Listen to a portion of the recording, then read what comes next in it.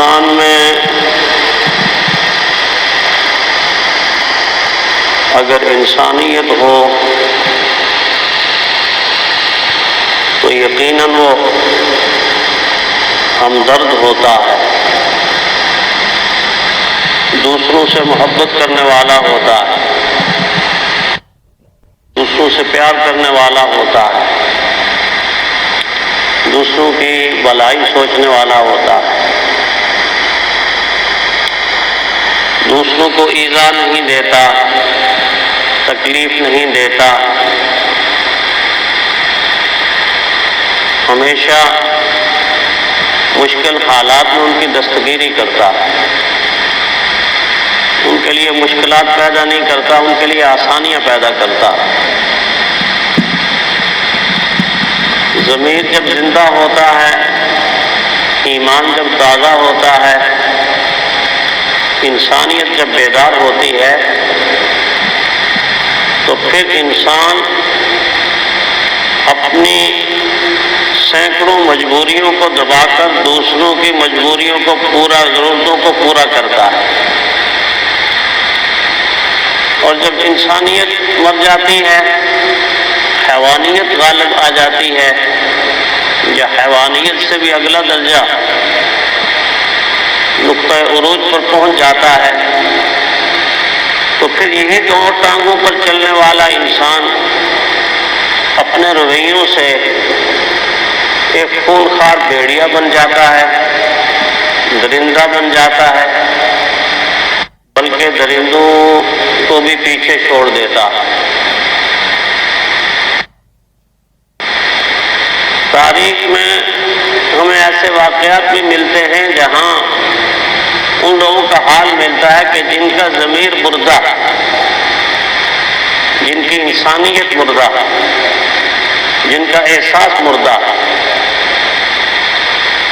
اور ایسے واقعات بھی احادیث میں، قرآن حکیم کی آیات میں اور تاریخ میں ملتے ہیں جہاں انسانوں کے اندر کی انسانیت جاگ رہی ہوتی ہے اور وہ اللہ کی محبت کی خاطر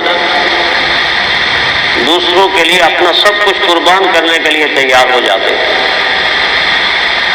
یہ دونوں نقشے ہمیں قرآن حکیم سے، احادیث سے اور تاریخ سے ملتے ہیں۔ پڑھے لکھے لوگ جانتے ہیں کہ ایک بحری جہاز ایک زمانے میں تیار ہوا۔ 1912 میں ایک بحری جہاز ٹائٹینک کے نام سے تیار ہوا۔ یہ اتنا بڑا جہاز تھا، اتنا بڑا جہاز تھا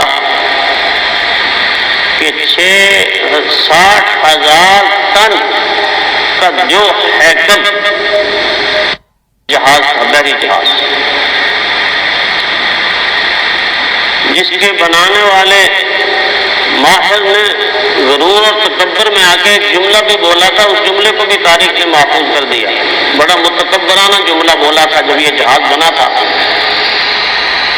تو اس نے اس کی طرف دیکھ کر کہا تھا کہ میں نے اس کو ایسا بنا دیا کہ اب اس کو خدا بھی نہیں ڈبو سکتا، اس کو خدا بھی نہیں غرق کر سکتا۔ اتنا بڑا بحری جہاز، اور چلانے والا جو کیپٹن تھا، کپتان تھا، اس کا 62 سال کا تجربہ تھا۔ 14 اپریل 1912 کو برطانیہ سے نیو یارک کی طرف روانہ ہوا، اور 15 اپریل 1912 کی رات 11:45 پر بحر اوقیانوس میں ایک آئس برگ سے ٹکرایا، اور اتنی شدت سے ٹکرایا کہ جہاز کولے کھانا شروع ہو گیا۔ صرف 2.5 گھنٹے وہ سمندر کی سطح کے اوپر اس کولے کھاتا رہا، ایسا لگ رہا تھا کہ کسی کو دعوت دے رہا۔ میں تو جا رہا ہوں، آؤ کوئی آ کر مجھے سہارا دے سکتا ہے، مجھے بچا سکتا ہے. لیکن 2.5 گھنٹے کے بعد 1500 انسانی جانوں کو لے کر بحر اوقیانوس کی گہرائی کے اندر ہمیشہ کے لیے غرق ہو گیا. 1500 انسانوں کو لے کر. ایک بات تو یہ پتہ چلا کہ جسے اللہ نہ بچانا چاہے دنیا کی کوئی طاقت کو بچا نہیں سکتی. کوئی نہیں کہہ سکتا کہ اس کو کوئی ڈبو نہیں سکتا. اللہ ڈبونے پہ آئے تو 1 سیکنڈ نہیں لگتا، 1 سیکنڈ نہیں لگتا، اور بچانے پہ آئے تو پھر بھی 1 سیکنڈ نہیں لگتا. برقی نے لکھا ہے کہ جب وہ سطح سمندر پر گولے کھا رہا تھا، اس کے اوپر سے وہ لائٹ اور وہ شعلے بلند ہو رہے تھے کہ جو بحری جہاز اس وقت شعلے بلند کرتا ہے، لائٹ دیتا ہے جب وہ انتہائی خطرے سے دوچار ہو جاتا ہے. تاکہ قریب ترین اگر کوئی جہاز ہو، لوگ ہوں، تو وہ کچھ نہ کچھ کوشش کر کے ہمیں بچا لیں. اس دور فاصلے پر اس وقت رات کے عالم میں اسی رات میں 3 جہاز موجود تھے، بحری جہاز، 3 جہاز. اور تینوں جہازوں میں جو کیپٹن تھے، جہاز کے چلانے والے تھے، ان میں سے ہر ایک نے اس کی روشنیوں کو دیکھ لیا تھا، اس کی شعاؤں کو دیکھ لیا تھا. وہ سمجھ گئے تھے کہ یہ جہاز ڈوب رہا ہے، غرق ہو رہا ہے، خطرے سے دوچار. لیکن ان تینوں جہازوں کے کپتان میں سے ایک کیپٹن بھی ایسا نہیں کہ جس نے آگے بڑھ کر اپنی طرف سے یہ کوشش کی ہو کہ ہم ان کی ہیلپ کر لیں، ہم ان کی مدد کر لیں، ہم ان کو بچا لیں. کیوں ایسا ہوا؟ اس لیے کہ تینوں جہازوں کے کیپٹن تو زندہ تھے لیکن اندر انسانیت مر چکی تھی. ہیلپ کرنے کا، مدد کرنے کا جذبہ مر چکا، انسانیت مر چکی تھی. چنانچہ تینوں میں سے کوئی بھی رسک لینے کے لیے تیار نہیں ہوا، آگے بڑھنے کے لیے تیار نہیں ہوا کہ آگے بڑھ کے دیکھیں، ہو سکتا ہے کہ کوئی ہم میں سے کوئی ان کی ہیلپ کر دے. گویا جب انسان کے اندر سے انسانیت مر جاتی ہے، احساس مر جاتا ہے، ضمیر مردہ ہو جاتا ہے، انسان انسانیت سے عاری ہو جاتا ہے، تو پھر وہ کسی کے کام نہیں آتا. وہ اپنے ہی بارے میں سوچتا ہے، مجھے کیا ملے گا، میرا کیا بنے گا، مجھے کیا ملے گا، میرا کیا بنے گا. ایسا لگتا ہے کہ آج ساری دنیا کی اکثریت اسی فلسفے پہ کام کر رہی ہے، مجھے کیا ملے گا، میرا کیا بنے گا، مجھے کیا ملے گا، میرا کیا بنے گا. یہ تاریخ، ہسٹری کا واقعہ ہے، پڑھے لکھے لوگ اس کو جانتے. دوسرا مشہور واقعہ اس کو بھی پڑھے لکھے لوگ جانتے. وہاں بھی بالکل یہی منظر رہا. 1993 میں جب قحط پڑا اور سوڈان کی ایک بچی، معصوم بچی، قحط کی وجہ سے، بھوک کی وجہ سے، پیاس کی وجہ سے، خوراک نہ ملنے کی وجہ سے ایک کھیت میں لاغر، کمزور، بے جان، بے بس اور بے کس ہو کر زمین کی طرف یوں جھکی ہوئی ہے، بدن پہ کپڑا بھی موجود ہے.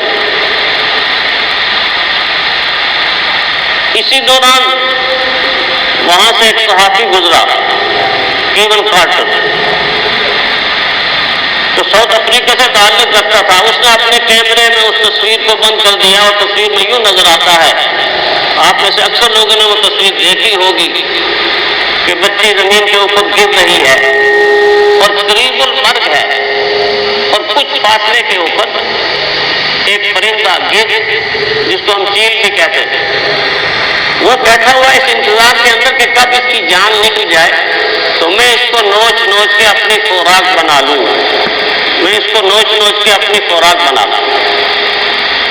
یہ تصویر اس نے بنائی، اتنی وائرل ہوئی، دنیا کے کروڑوں انسانوں نے یہ تصویر دیکھی اور اس تصویر کی بنیاد پر اس کو اعلیٰ اعزاز سے نوازا گیا. لیکن اعزاز ملنے کے بعد جب وہ شان و شوکت کے ساتھ اس اعزاز پر فخر کر رہا تھا، ایک صحافی نے اس سے پوچھا، تم یہ بتاؤ کہ اس کے بعد اس بچی کا کیا بنا؟ اس کے بعد اس بچی کا کیا بنا؟ اس نے آگے سے جواب دیا، مجھے تو سفر کا اگلا مرحلہ درپیش تھا، میں وہاں رک نہیں سکا، بس تصویر لے کے آگے بڑھ گیا. جب اس نے یہ کہا تو صحافی نے بڑا عمدہ جملہ کہا. اس نے کہا کہ جب آپ اس کی تصویر لے رہے تھے اس وقت اس سرزمین کے اوپر اس بچی کے پیچھے ایک کد موجود تھی، لیکن وہ ایک نہیں تھی، اس وقت 2 کد موجود تھے، 2 چیلیں موجود تھے. اس نے کہا میں نے تو ایک دیکھی تھی. فرمایا تو نے تو ایک دیکھی تھی، ایک وہ تھی کہ جس کے ہاتھ میں کیمرہ تھا، جو بچی اور گدھ کی تصویر اتار رہا تھا وہ بھی گدھ تھا، اس لیے کہ اس نے تصویر تو لے لی لیکن 2 قدم آگے بڑھ کے اس کو پانی کی بوتل نہ پہنچا سکا، اس کو چند بسکٹ نہ دے سکا، اپنی خوراک سے کوئی لقمہ توڑ کے اس کے منہ میں نہ ڈال سکا، اس کو اٹھا کے کہیں محفوظ جگہ تک نہ لے جا سکا. جو اس طرح کر رہا تھا وہ اس گدھ سے بھی بڑی گدھ تھی. اس نے اس کے اندر کی انسانیت کو جگایا، پریشان ہو گیا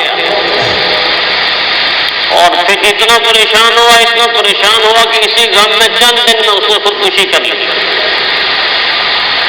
بتانے کا مقصد یہ ہے کہ دوسرا واقعہ یہ تاریخ کے اندر جو آپ نے سنا کہ جہاں انسانیت موجود ہوتی ہے وہاں ہمدردی موجود ہوتی ہے، وہاں ایثار موجود ہوتا ہے، وہاں جذبہ اخوت موجود ہوتا ہے، وہاں دوسرے پر ترس اور رحم کا مادہ موجود ہوتا ہے، وہاں انسان اپنی جان کی بازی لگا کے دوسرے کو بچانے کی کوشش کرتا ہے. اور جہاں انسانیت مردہ ہو جاتی ہے وہاں اپنا ہی اپنا سوچتا ہے، کسی اور کا نہیں سوچتا. اللہ تعالیٰ نے سورہ کہف میں کتنا مختصر جملہ ہے، وہ میرے اور آپ کے لیے باعث عبرت ہے. فرمایا جب حضرت موسیٰ علیہ السلام حضرت خضر علیہ السلام سفر کر رہے تھے مختلف واقعات سے گزر رہے تھے تو سخت بھوک لگ گئی، انسان ہے، سخت بھوک لگی. ایک بستی میں پہنچے تو بستی میں پہنچنے کے بعد بستی والوں سے یہ کہا کہ آپ ہماری مہمانی کر لیں، ہمیں مہمان بنا لیں. اس سے اندازہ ہوتا ہے کہ یقیناً بھوک کی انتہا ہوگی، وگرنہ عام حالت کے اندر نبی کسی کو یہ نہیں کہتا کہ مجھے کھانا کھلا دو، بھوک کی انتہا. لیکن اللہ تعالیٰ نے فرمایا فانطلقا حتى إذا أتيا أهل قرية استطعما أهلها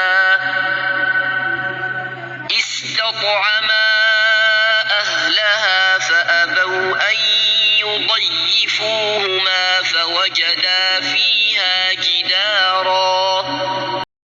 جب وہ اس بستی کے پاس آئے اور ان سے یہ کہا کہ آپ ہماری مہمانی کر دیں تو جملہ کہ فَأَبَوْا أَن يُضَيِّفُوهُمَا، قرآن نے کہا انہوں نے مہمانی کرنے سے انکار کر دیا. انہوں نے کہا ہم آپ کو نہیں کھانا کھلا سکتے، نہیں روٹی دے سکتے، آپ جدھر چاہیں چلے جائیں، ہم آپ کی ہیلپ مدد نہیں کر سکتے. قرآن لکھا ہے وہ چوروں لٹیروں کی بستی تھی، بخیلوں کی بستی تھی، کنجوسوں کی بستی تھی کہ کوئی ایک آدمی بھی ان کھانا دینے کے لیے تیار نہیں ہے. یہ واقعہ کوئی قصہ تھوڑا ہی ہے، کہانی تھوڑی ہے. اللہ تعالیٰ نے میرے اور آپ کی عبرت کے لیے قرآن حکیم کے اندر یہ 2 لفظ استعمال کیے کہ دیکھو اس بستی کی کتنی بدنامی ہوئی کہ 14,000 سال سے پرانا واقعہ ہے اور 1400 سال 1450 سال ہوئے قرآن میں نازل ہوا ہے. اس وقت سے لے کے آج تک مسلمان پڑھ رہے ہیں، آج سے لے کے قیامت تک کا مسلمان پڑھے گا فَأَبَوْا أَن يُصَيِّبُوهُمَا۔ کتنی بدقسمت اور کتنی بدبخت لوگوں کی بستی تھی کہ انہوں نے نبیوں کو کھانا دینے سے انکار کر دیا۔ میں یہ واقعہ اس لیے سنا رہا ہوں کہ آج جو منظر آپ کی آنکھوں نے دیکھا، میری آنکھوں نے دیکھا کہ لوگوں کی آنکھوں پر کتنی مال کی، دولت کی ہرس اور ہوس کی پٹی بند گئی ہے، لوگ کتنے اندھے ہو گئے کہ لوگ مال کی خاطر، دولت کی خاطر، اثاثے کی خاطر، سونے اور چاندی کی خاطر، اپنا گھر بنانے کی خاطر اپنے ہی جیسے بھائیوں کی عزت اور ناموس کا کوئی خیال نہیں، ان کی جان کا کوئی خیال نہیں۔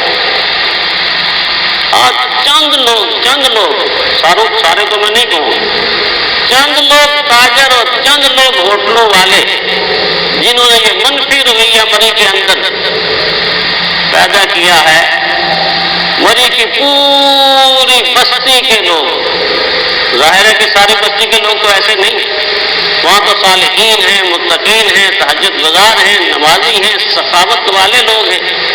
چند لوگوں کی اس حماقت کی وجہ سے ملکہ کوثر کی پیشانی پر نہیں بلکہ اس کے رہنے والے ہر انسان کی پیشانی پر وہ داغ لگا دیا ہے کہ جس داغ کو دھونے کے لیے یہ لوگ سال کی محنت کریں گے تب بھی یہ داغ نہیں دھلے گی۔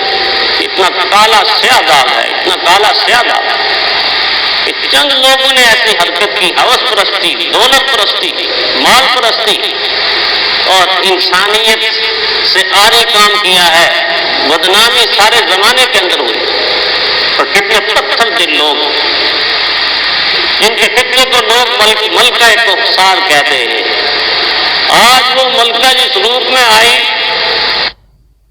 وہ آدم خور، چڑیل اور ڈائن بن گئی ان لوگوں کے رویوں کی وجہ سے۔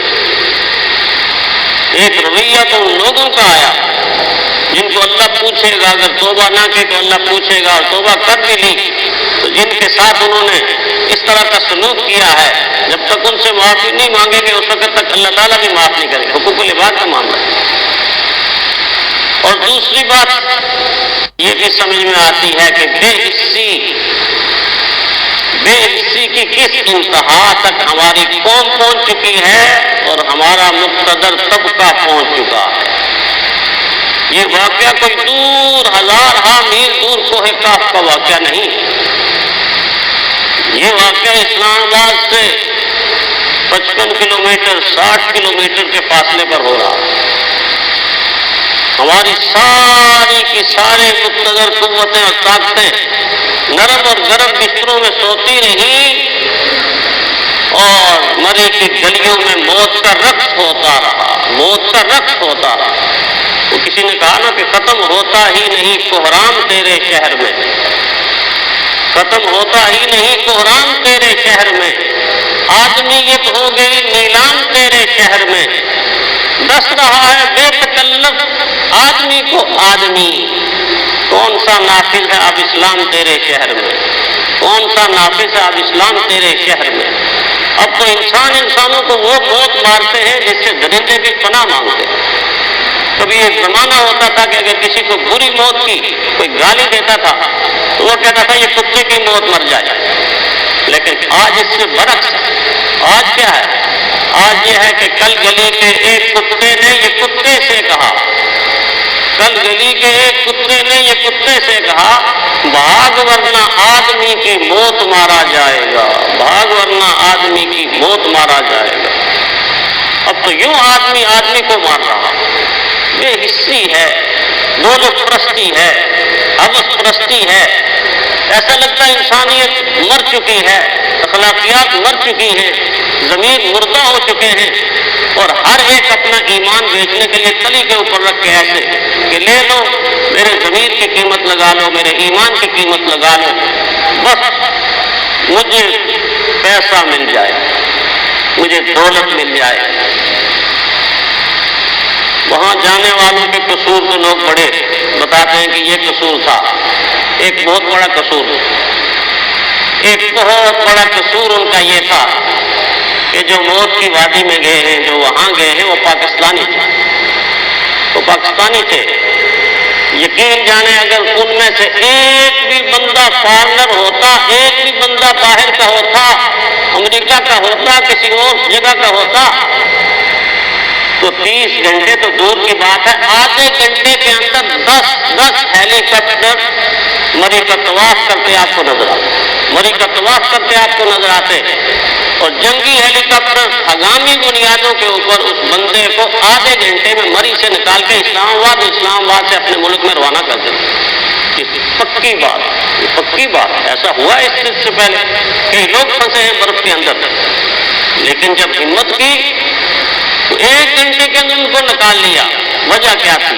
وہ پاکستانی نہیں، ان کا ایک جرم یہ تھا کہ یہ پاکستانی تھے، ان کے بچے پاکستانی تھے جو مر گئے، ان کی عورتیں پاکستانی تھیں، یہ خود پاکستانی تھے، اور اب ان کی لاشوں کو کیوں چھپا رہے ہو؟ وہ تو ویسے ہی برف میں چھپ گئی تھی، اللہ نے چھپا دی تھی۔ ان کے چھپانے سے کیا اللہ تعالیٰ کی آنکھ سے بھی تم چھپا لو گے؟ جو کرتا ہے تو چھپ کے اہل جہاں سے، کوئی دیکھتا ہے تجھے آسمان سے۔ دنیا والوں کی نظروں سے میں اور آپ چھپا لیں گے، لیکن اللہ کی نگاہ سے نہیں چھپ سکتے۔ اس لیے ضرورت ہے اس بات کی کہ ہم اپنے اندر انسانیت پیدا کریں، اپنے ضمیروں کو زندہ کریں، اور دین کی تعلیمات سے خود بھوکا رہ کے دوسرے کو کھلانا، خود پیاسا رہ کے دوسرے کو پلانا، خود شہادت قبول کر لینا لیکن دوسرے کا حصے کا پانی نہیں پینا۔ احد کا واقعہ آپ کے سامنے ہے، پی لے پانی نہیں اس کو پلاؤ، پی لے پانی نہیں اس کو پلاؤ، تینوں زخمی شہید ہو گئے لیکن پانی نہیں پیا، پہلے اس کو آپ الٹ ہو گیا، پہلے مجھے۔ ہماری تعلیمات تو اتنی خوبصورت ہیں، پرانی تعلیمات اتنی خوبصورت ہیں، کاش کہ آج کوئی ان پر عمل کرنے والا ہو جائے تو آج بھی دنیا جنت کا نظارہ پیش کرے گی۔ اللہ تعالی ہمیں ایسا ہی کرنے کی توفیق عطا فرمائے۔